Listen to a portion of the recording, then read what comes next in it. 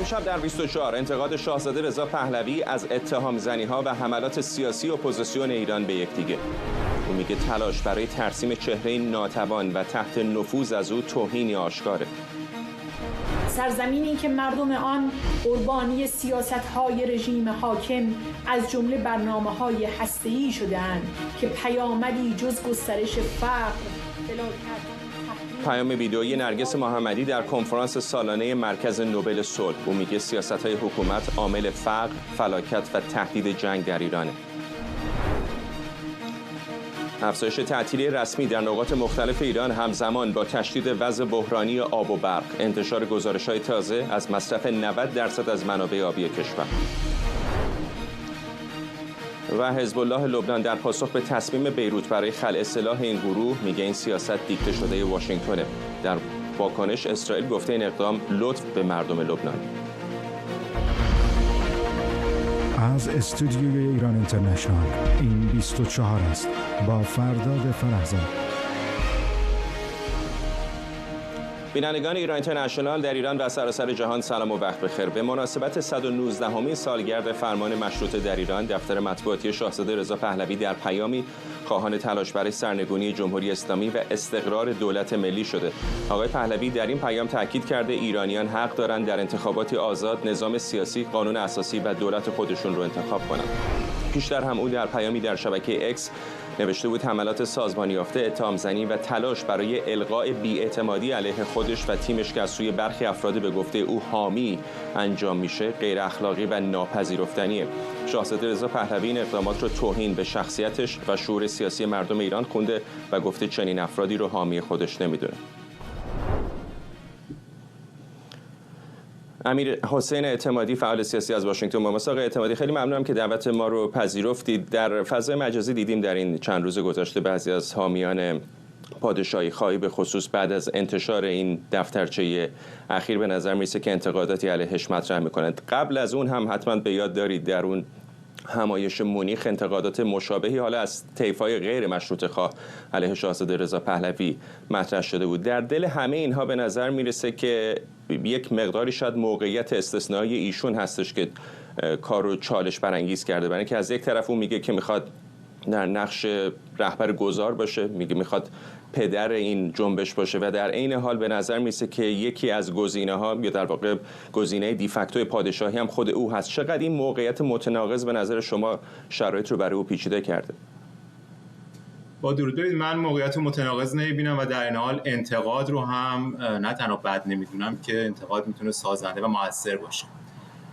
شاهزاده رضا پهلوی یک اصول مشخصی دارن که اتفاقا این اصول خیلی شمولیت داره و نه فقط طرفداران پادشاهی یا مشروطه که طرفداران جمهوری رو هم شامل میشه. از جمله در همین همایش اخیر که در مونیخ برگزار شد و شما این تصاویرش رو نشون میدید و کسانی که حاضرین اونجا امضا کردند، معیار شرکت در این همایش و دعوت به این همایش، حضور در این همایش این بوده که خیلی مختصر و مفید بوده. یعنی همه کسانی که فارغ از عقیده سیاسی باور دارند به حفظ تمامیت ارضی ایران، همه کسانی که به آزادی‌های فردی و حقوق برابر شهروندان ایرانی اعتقاد دارند، همه کسانی که به جدایی دین از حکومت باور دارند و من این رو 3+1 اصل میگم.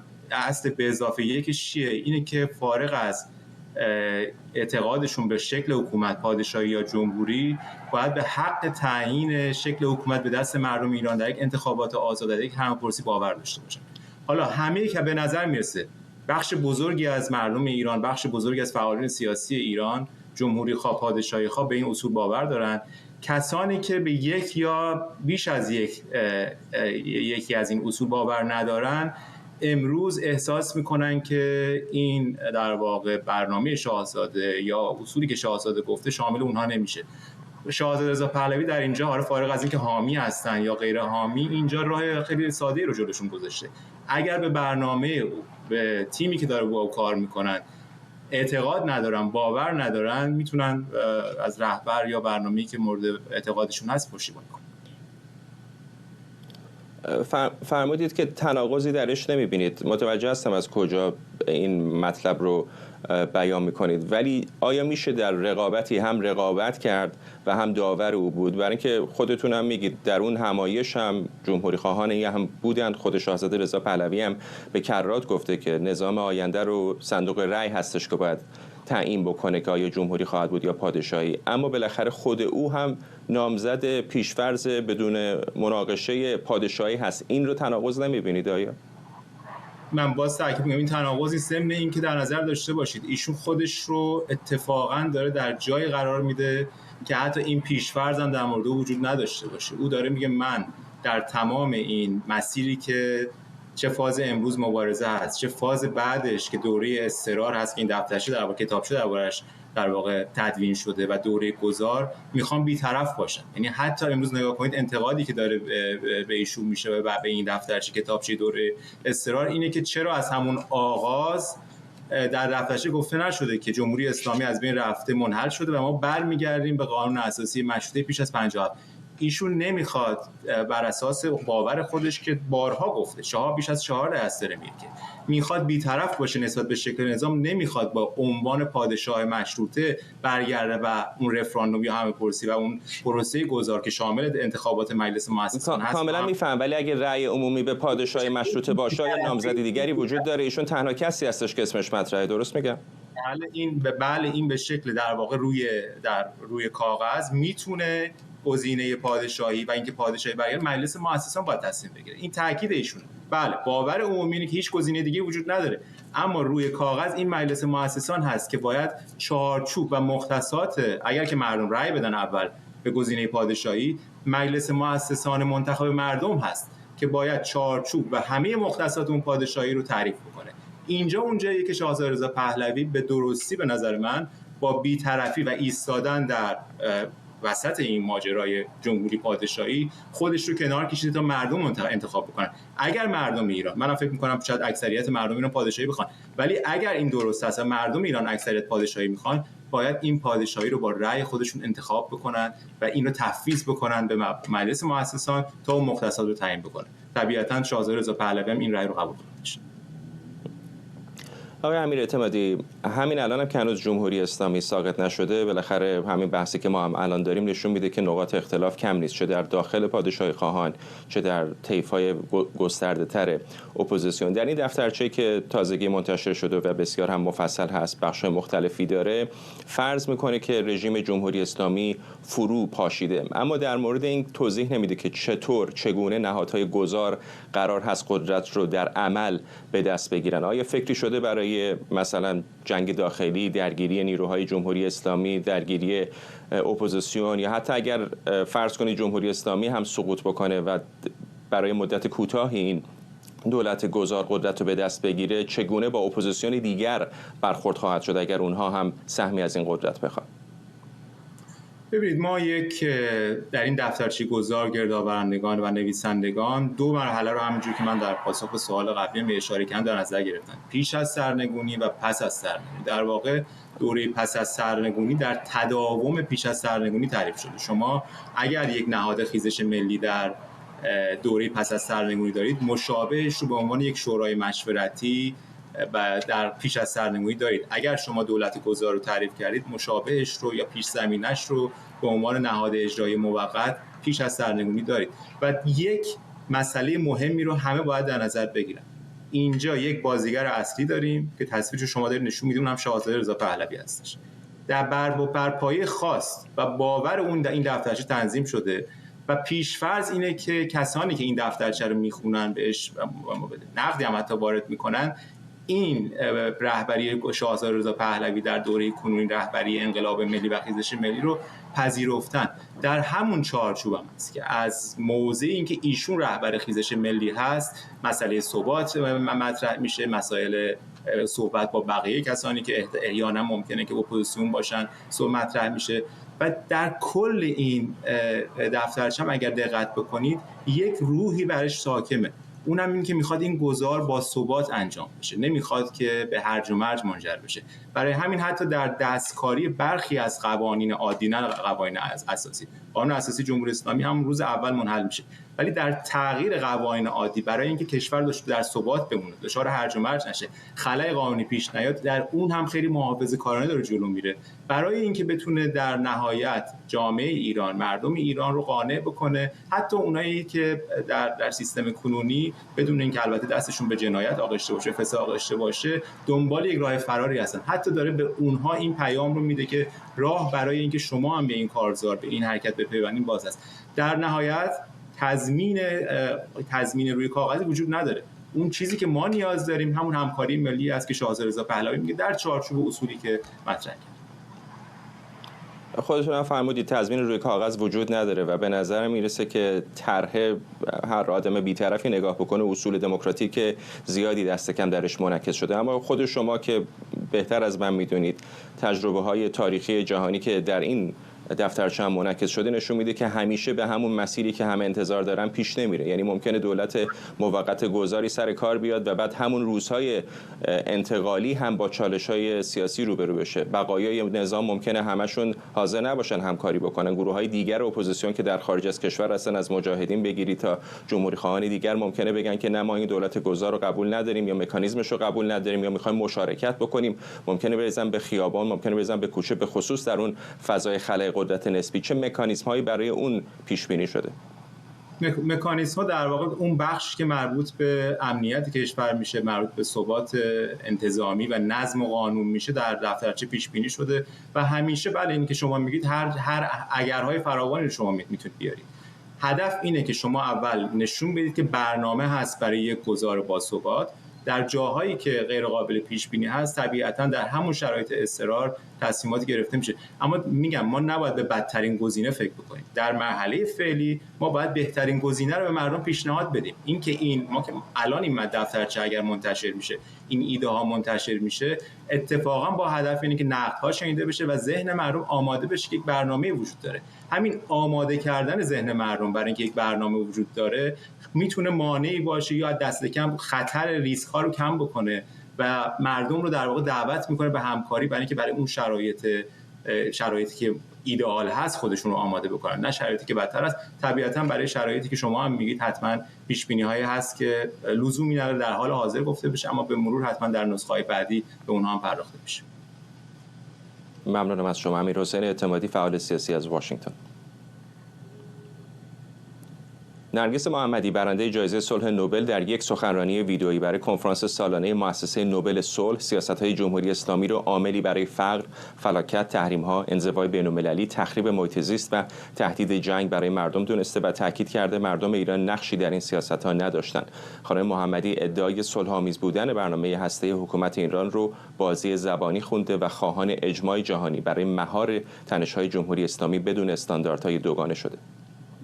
از سرزمین ایران سخن میگویم، سرزمینی که مردم آن قربانی سیاست‌های رژیم حاکم از جمله برنامه‌های هسته‌ای شده‌اند که پیامدی جز گسترش فقر، فلاکت، تحریم، انزوای بین‌المللی، تخریب گسترده محیط زیست و تهدید جنگ در پی نداشتند. سیاست‌هایی که مردم ایران هیچ نقشی در شکل‌گیری آن نداشتند. در حالی که ایران علاوه بر منابع نفت و گاز از دو منبع عظیم و بیپایان انرژی پاک، خورشید و باد بهره‌مند است، امروز مردم این سرزمین با قطعی‌های مکرر برق و آب روبرو هستند، به طوری که زندگی در بسیاری از نقاط کشور ساعتها و حتی روزها فلج می شود. با این حال حکومت 400 کیلوگرم اورانیوم با غنای 60% در اختیار دارد که اکنون ناچار است آن را پنهان کند. بر کسی پوشیده نیست که ادعای صلح‌آمیز بودن سیاست هسته‌ای جمهوری اسلامی بیش از آنکه واقعیت داشته باشد تعارفی سیاسی و نوعی بازی زبانی است.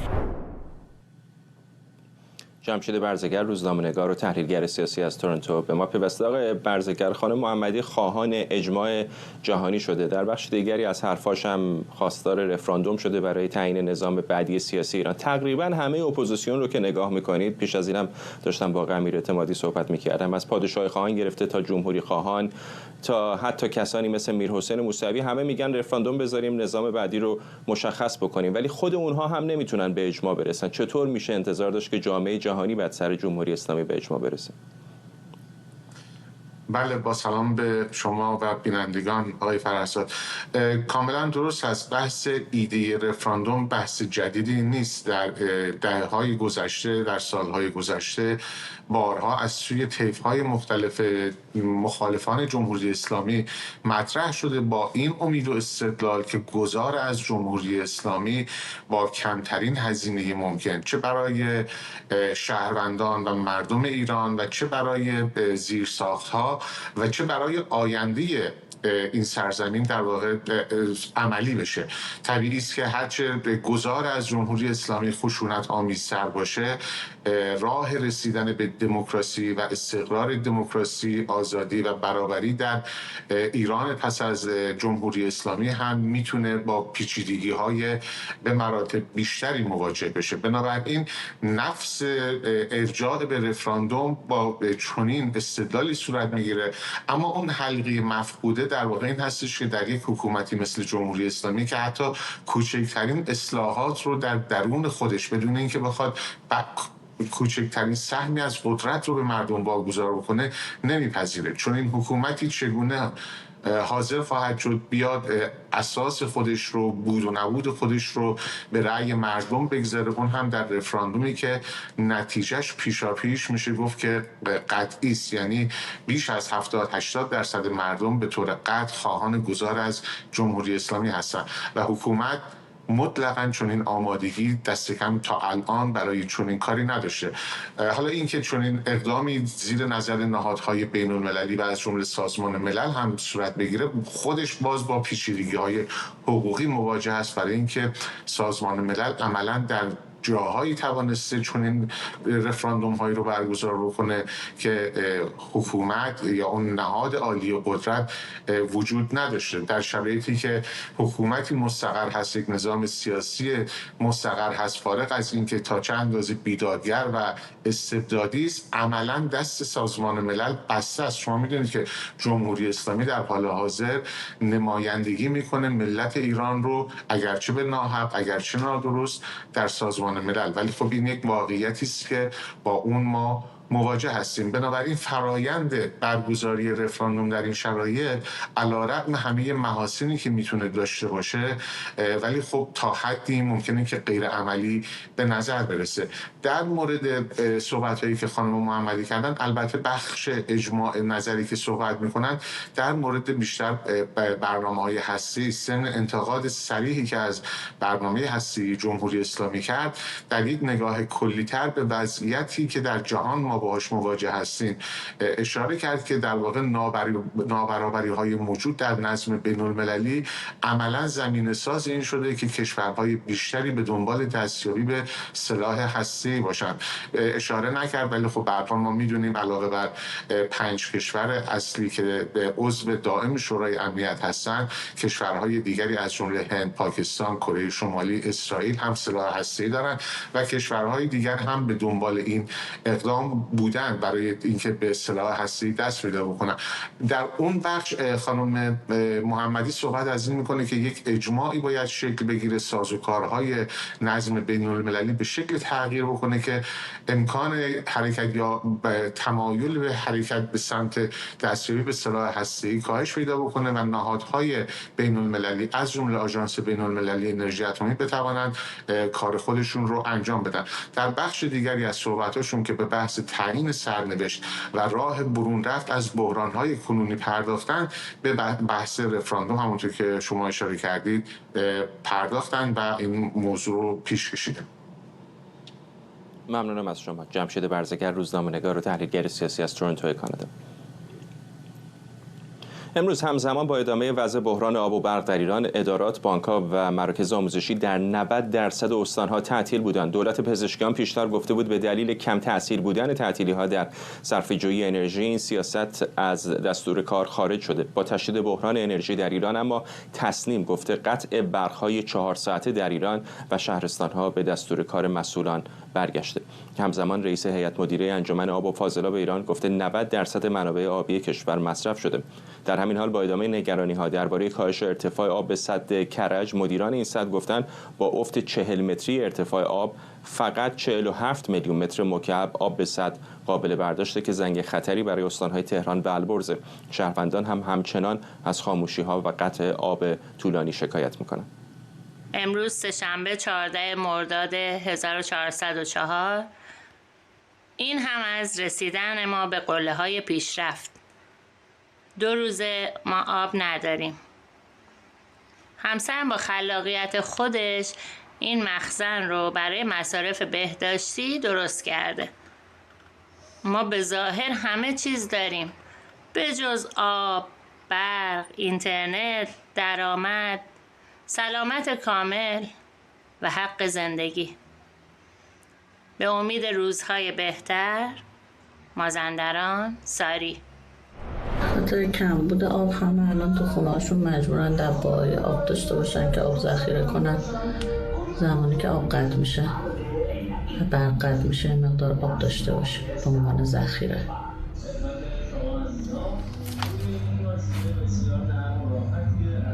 و واقعا شرایط سختیه.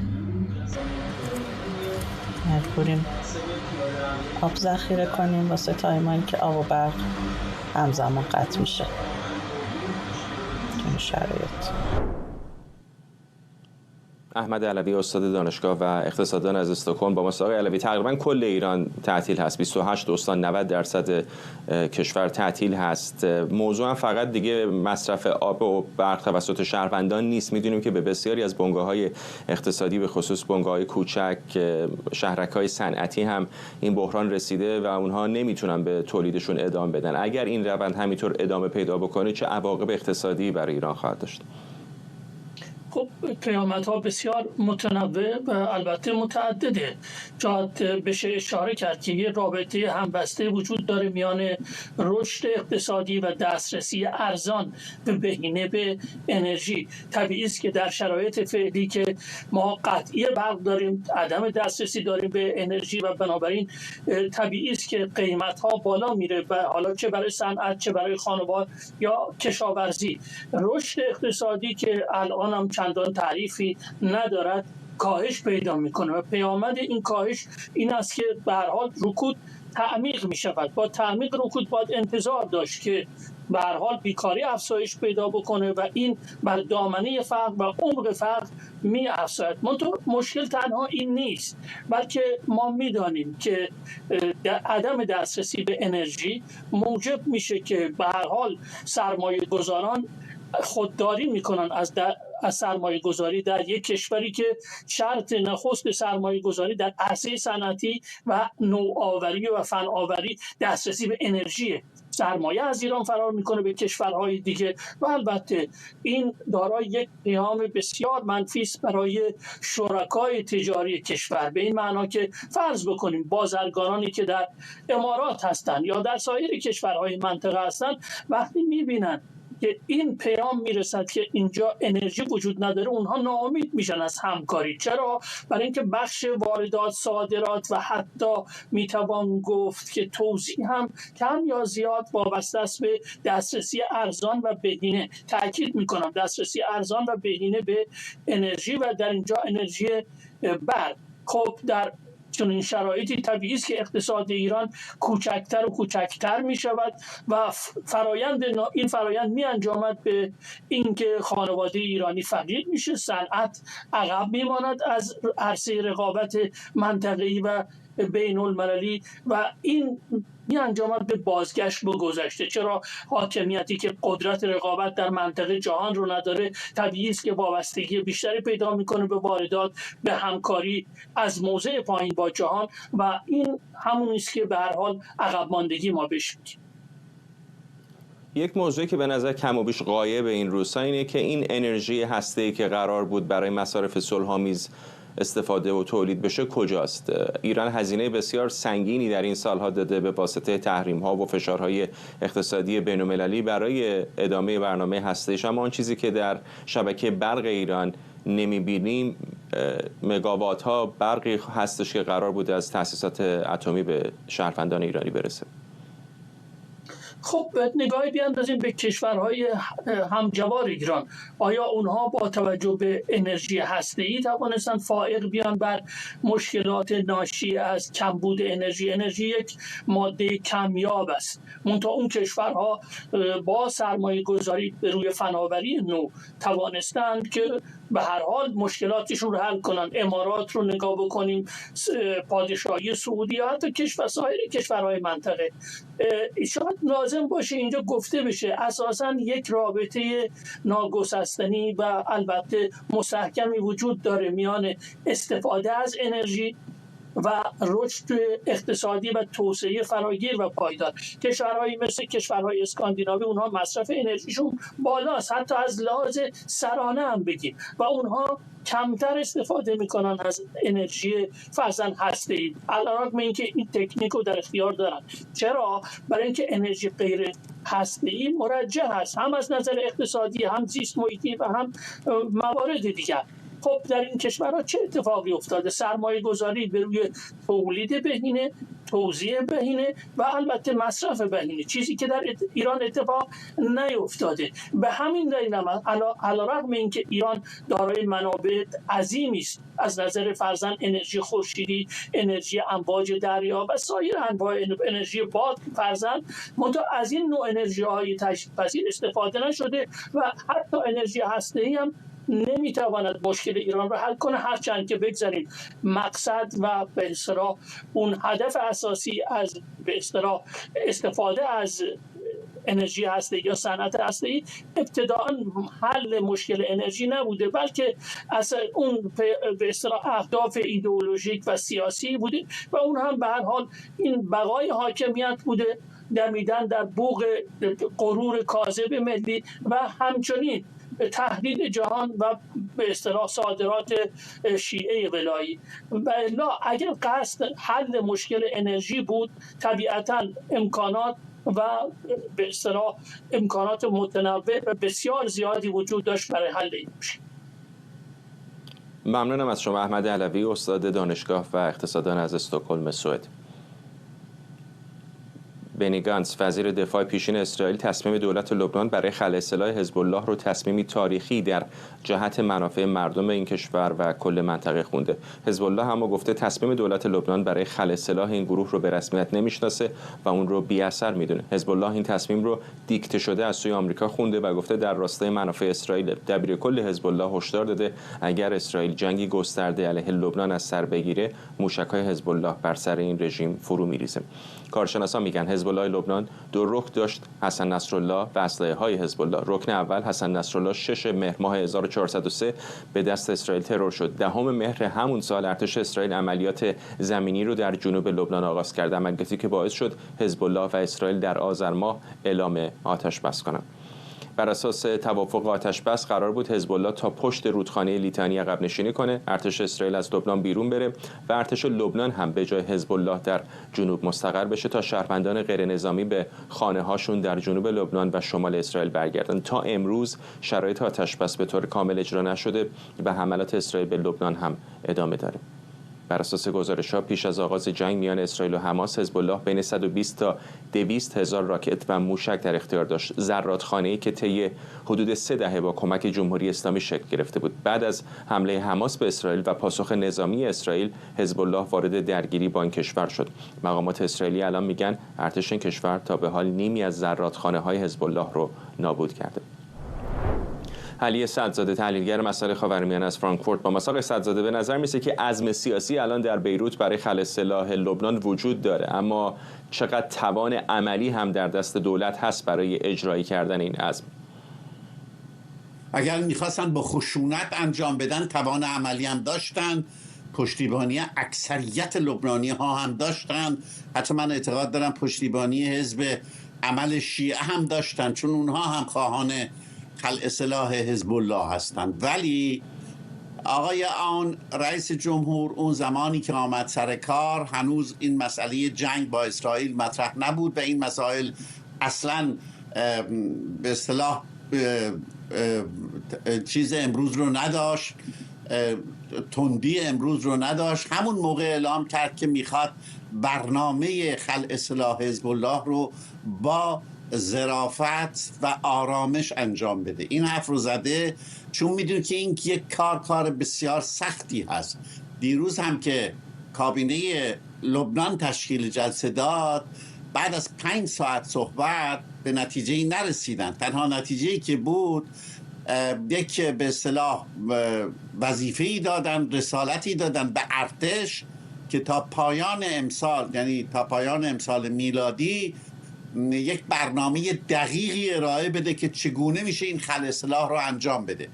اینکه ارتش مأمور شده نشان از به اصطلاح مخاطره آمیز بودن این برنامه است. شما الان اعلام کرد که بین 60 تا 100 هزار تا، بعضی ها میگن بیشتر، اسلحه در دست اینها هست و خلع سلاح کردن اینها که رضایت هم نمیدن کار بسیار بسیار دقیقی باید باشه. یعنی باید اطلاعاتی باشه، نظامی باشه، لوجستیکی باشه و با آماده باشه کامل باشه. حتی دیروز هم که کابینه تشکیل جلسه داده بود و با آقای نعیم قاسم رهبر حزب الله شروع به سخنرانی کرد، ارتش در حال آماده باش بود تقریبا، چون موتورسوارهای حزب الله در تمام شهر بیروت یا قسمت اعظم شهر بیروت داشتن نمایش قدرت میدادن. امروز هم آقای نعیم قاسم یه حرفی زده که اگر واقعا این حرف رو بخواد بهش عمل کنه یعنی اعلام جنگ داخلی. گفته ما به سیاست هامون عملی ادامه میدیم، گویی این که اصلا دیروز جلسه کابینه‌ای تشکیل نشده و تصمیم گرفته نشده. ولی واقعیت اینه که در قرارداد آتشبسی که با اسرائیل بسته شده، یکی از شرایطش این است که گروه‌های نظامی غیر دولتی باید خلع سلاح بشن و یکی از مهمترین و تنها گروه نظامی به اصطلاح مسلح حزب الله هست و اینو اسرائیل میخواد و این فشاری رو که دولت لبنان احساس میکنه، نه تنها از جانب احزاب مخالف حزب الله هست که احساس میکنه، مسیحی ها و دروزی ها و سنی ها و همونطور که گفتم حتی شیعه های متعادل و عضو حزب عمل و جامعه مدنی لبنان فشار اسرائیل هست و علاوه بر این فشار تمام کشورهای طرف به اصطلاح معامله با لبنان هستند و به خصوص کشورهای عربی و از جمله و به خصوص عربستان سعودی. اینها همه پیش شرط هایشون برای این که بازسازی در لبنان انجام بشه، لبنان دوباره وارد بازار بین المللی بشه، روابط اقتصادیش با دنیا بهتر بشه و این از این وضع فجیع اقتصادی بیرون بیاد، همه اینها پیش شرطش رو خلع سلاح حزب الله کردن. حزب الله هم به این سادگی حاضر نیست سلاحاتش رو پس بده، چون پشت این سلاح‌های مقدار منافع اقتصادی خوابیده. حزب الله باندهای متفاوتی هستند که در کارهای اقتصادی و کشاورزی و قاچاق و حتی تولید مواد مخدره هستند و اینها برای حفظ این منافع اقتصادیشون لازم دارن این اسلحه رو. به هر حال خلاصه بکنم، کار بسیار سختی است، باید انجام بده، میخواهند هم انجام بدن و برنامه‌ش هم تو گفتم تا آخر امسال ارتش بایستی اعلام بکنه که چگونه این کار رو میخواد بکنه. گویا 4 مرحله براش تنظیم کرده که اون بحثیست جدا کنه. اینطوری که به نظر میرسه، اگر اشتباه میکنم من اصلاح کنید آقای صدزاده، رویارویی درگیری به نظر اجتناب ناپذیره، یعنی یا بین ارتش لبنان و حزب الله یا اگر اونها اقدامی نکنن بین اسرائیل و لبنان. کاملا درسته. یعنی اسرائیل صراحتاً گفته و از زمانی هم که آتش بس برقرار شده، همونطور که شما گفتید تقریبا هر روز اسرائیل با درون‌ها با پهپادهاش و حملاتش نشون میده که هنوز از نظر اسرائیل جنگ تمام نشده. همین دیروز و امروز هم باز حمله کرده. دیروز گویا که از اعضای حزب الله رو کشته. امروز روزنامه‌های لبنانی میگن یه بچه 11 ساله کشته شده. به هر حال اسرائیل هنوز خودش رو در حالت جنگی میبینه. 5 تا همطور که شما گفتین 5 تا نقطه جنوب لبنان هم هنوز در اختیارش هست و منتظر هست که اولا حزب الله خلع سلاح بشه، ثانیاً بر اساس توافق بره به اون طرف خط به اصطلاح رودخانه لیتانی. ولی یه مسئله هست، این رفتن به جنگ داخلی هم 100% نباید انجام بگیره. یعنی اگر یک مقدار عقلانیت در درون حزب الله باشه شاید یه راه حل میانی هم پیدا بشه، یعنی آرام آرام، چون بخشی از اعضای حزب الله هستند که در این حال مایل هستند که به عنوان یک حزب سیاسی قوی عمل بکنن و در پارلمان حضور داشته باشند و به خصوص در جامعه طوری حضور داشته باشند که بتونن از منافع اقتصادیشون دفاع بکنن. میدونن که اگر برن به طرف جنگ داخلی تمام این امکانات رو از دست میدن. بعید نیست که این به اصطلاح اون بخشی که از منافع عقلانی خودش حفظ منافعش حرکت میکنه به یک به اصطلاح سازش‌های تن بده. دولت لبنان هم این سازش‌ها رو بپذیره، رفته تا اونجایی که به اصطلاح حزب الله کاملا ضعیف بشه و یک روزی کاملا خلع سلاح بشه. یعنی میخوام بگم که این حتما نباید از روز اول وارد جنگ داخلی شدید بشه. میتواند هم با کارهای عاقلانه سیاسی نوعی دیپلماسی رفته حزب الله رو از این موضوعی رو که داره جدا بکنه، ولی لازمش اینه که اولا تمام سلاح‌های سنگینش رو باید تحویل بده. اینو اصلا در این زمینه قابل بحث نخواهد بود. یعنی تمام موشک‌هاش رو باید پس بده. احتمالاً بحثی که میکنن شاید بتونه بخشی از سلاح‌های کوچکش رو نگه داره، ولی سلاح‌های سنگین رو همه باید پس بده اگر میخواهند که از جانب اسرائیل آرامش داشته باشن. ممنونم از شما. علی صدزاده، تحلیلگر مسائل خاورمیانه از فرانکفورت. ساعتی پیش همزمان با دیدار استیو ویتکاف نماینده ویژه دونالد ترامپ با ولادیمیر پوتین در مسکو، زلنسکی هم با رئیس جمهوری آمریکا تلفنی گفتگو کرد. آقای ترامپ درباره دیدار نماینده‌اش با پوتین گفته موضوع پایان دادن به جنگ اوکراین در سفر ویتکاف به مسکو پیشرفت چشمگیری داشته. به گفته او متحدان اروپایی آمریکا هم از نتایج دیدار ویتکاف و پوتین باخبر شدند و به گفته آقای ترامپ همه بر پایان جنگ توافق دارند. آرش علایی از کاخ سفید با ماست. آرش، در مورد جزئیاتش چه میدونیم؟ آیا واقعا دریچه‌ای از امید الان برای یک توافق معنادار صلح بین اوکراین و روسیه دیده میشه؟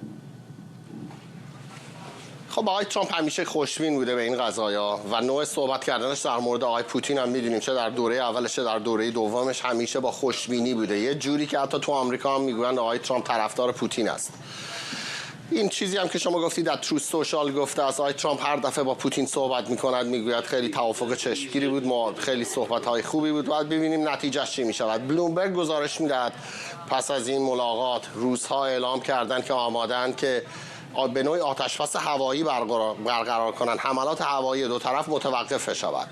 اما برخی از خبرنگارانی که اینجا من باشون صحبت کردم، گوش می‌کردم به گزارششون، گفتن که در طول چند هفته گذشته روسیه به شدت پالایشگاه‌هاش، خطوط لوله نفتیش توسط اوکراین مورد حمله قرار گرفته. این حرکت تاکتیکی توسط پوتین فعلا جلوی این حملات رو بگیره که آسیب بیشتری به صنعت نفتش وارد نشه تا بعد شاید حتی این کارا هم پس بگیره. نکته دوم این است که آقای ترامپ به محض اینکه این اتفاق افتاد بعدش با رهبران اروپایی و ولادیمیر زلنسکی صحبت کرده است، گفتگو کرده در مورد این ملاقات بین استیو ویتکاف و پوتین، اونها رو در جریان قرار داده است. آقای زلنسکی هم یه توییتی کرد، گفت با ترامپ صحبت کرده، میدونه جزئیات این داستان چیست. پس از ملاقات استیو ویتکاف و ولادیمیر پوتین تقریبا نیم ساعت بعدش فرداد اینجا کاخ سفید اعلام کرد که تعرفه‌های 25% دیگری بر روی هند اعمال می‌کند. با وجود اینکه قرار بود تا جمعه وایسند، یعنی قرار بود مهلت روز جمعه باشد فرداد، درسته؟ اما آقای ترامپ صبر نکرد، روز چهارشنبه به محض اینکه ملاقات انجام شد تعرفه‌های ثانویه را بر علیه هند اعمال کرده است.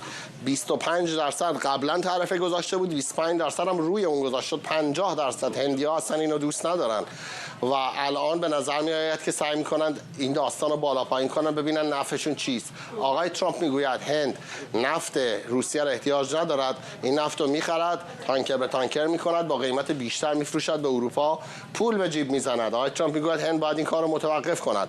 هندی‌ها میگویند به حرف هیچ قدرتی خوب گوش نخواهند داد و تصمیم میگیرن بر اساس اون چیزی که به نفع مردم هنده. با این حال با توجه به اینکه حدوداً بین 64 تا 72 میلیارد دلار صادرات هند است به آمریکا، 50% تعرفه جدید میتونه نزدیک 30 تا 40 میلیارد این صادرات رو کمتر بکنه، قدرت رقابت هند رو کمتر بکنه. باید دید این تعرفه‌های ثانویه ترامپ تأثیری میگذارد بر ماشین جنگی پوتین و روسیه یا خیر. ممنونم. آرش علایی از کاخ سفید با ما. رئیس جمهوری آمریکا در واکنش به موضوع اشغال کامل نوار غزه از سوی اسرائیل گفته که این مسئله بستگی به اسرائیل داره. دونالد ترامپ گفته از جزئیات پیشنهاد اشغال مجدد غزه که از سوی برخی مقامات اسرائیلی مطرح شده اطلاعی نداره و تمرکز اصلی او بر تامین غذا برای مردم این باریک است. ترامپ گفته اسرائیل و کشورهای عرب قصد دارند در تامین مالی و توزیع کمک‌های غذایی به آمریکا کمک کنند و این موضوعی که او فعلا روش متمرکزه. اردوان روزبه خبرنگارمون از واشنگتن با ما. اردوان، میدونیم که این تلاش احتمالی اسرائیل جنجال‌های زیادی داره در سراسر جهان، حتی در خود اسرائیل. به نظر میسه که آقای ترامپ نخواسته خودش رو خیلی مطلع و مرتبط نشون بده با این موضوع. آقای ترامپ موضع‌گیری که الان کرده درست در نقطه مقابلی است که چند ماه پیش موضع خودش رو، یعنی درست با شروع ریاست جمهوریش اعلام کرده بود، طرح اشغال کامل غزه توسط آمریکا و تشکیل یک در واقع یک کنسورسیوم برای بازسازی و اخراج شهروندان از فلسطینی در غزه. حالا به نظر میرسه که ترامپ با توجه به درگیری‌هایی که داره شاید ترجیح میده که الان وارد این بحث نشه. شاید پرونده‌های بازی ترامپ داشته باشه که الان بهترین حالت اینه که بگه من در حال حاضر 60 میلیون دلار کمک مالی اختصاص دادم به غزه و ترجیح میدم تمرکزم بر کمک‌های غذایی باشه. میدونید که از ماه مارس تا کنون تنها کمک‌های غذایی که به مردم در غزه در عمل هنوز داره میرسه کمک‌هایی هستش که از طرف آمریکایی‌ها به دستشون میرسه. اجازه بدید این اشاره هم بکنم که موضوع اشغال غزه که از طرف آقای نتانیاهو مطرح شده و به نظر میسه به زودی کابینه جنگ باید تصمیم‌گیری جدی در توطئه مسئله و همچنین مسئله گروگان‌ها بکنه. یه موضوع بزرگ تفرقه در بین خود اسرائیلی‌ها هم هست. ایال زمیر فرمانده ارتش از ابتدای این موضوع کاملا مخالفت کرده و تاکید کرده که ترجیحاً این مسئله باعث این میشه که نیروهاش دیگه بیشتر از این مستهلک نشن، یعنی در واقع باعث استهلاک نیروهاش، هزینه‌های بسیار زیادی میشه و عملیات هدفمند رو به چنین طرحی در واقع ترجیح میده. اما ایال زمیر وزیر امنیت ملی نزدیک به خود آقای نتانیاهو تاکید کرده که ارتش موظف اون چیزی رو عمل بکنه، میتونه اظهار نظر بکنه ولی موظف اون چیزی رو عمل کنه که دولت میخواد. بذارید یه اشاره دیگه هم بکنم. نظرسنجی‌ها در داخل اسرائیل هم موضوع مهمیه. فقط 27% از اسرائیلی‌ها بر این باور هستن که اشغال غزه توسط اسرائیل میتونه مفید باشه. 50% بر این باور هستن طرح حضور یک حکومت تکنوکرات، ایده که پیش از این مصری‌ها داده بودن، میتونه موفق باشه و فقط 12% گفتن تشکیلات خودگردان میتونه کمک بکنه. موضوع مهمتر بر سر این هستش که اگر آقای ترامپ وارد این بازی هم نشه، باید یادمون باشه 10 بیلیارد دلار در سال هزینه اداره غزه برای دولت اسرائیل خواهد بود که این معادل 2% درآمد داخلی اسرائیل و این عدد بزرگی است. پیش از این اسرائیل برای کارهای نظامیش از خود مردم غزه مالیات میگرفت و هزینه میداد و حالا غزه‌ای که حالا 86% اشغال شده عملاً کاری نمیتونه باش بکنه. ممنونم از تو همکارم اردوان روزبه از استودیوی ما در واشنگتن دی سی با ما. و ممنونم از شما که بیننده برنامه 24 امشب بودید. این برنامه رو کمی دیرتر میتونید دوباره در یوتیوب ایران اینترنشنال هم ببینید.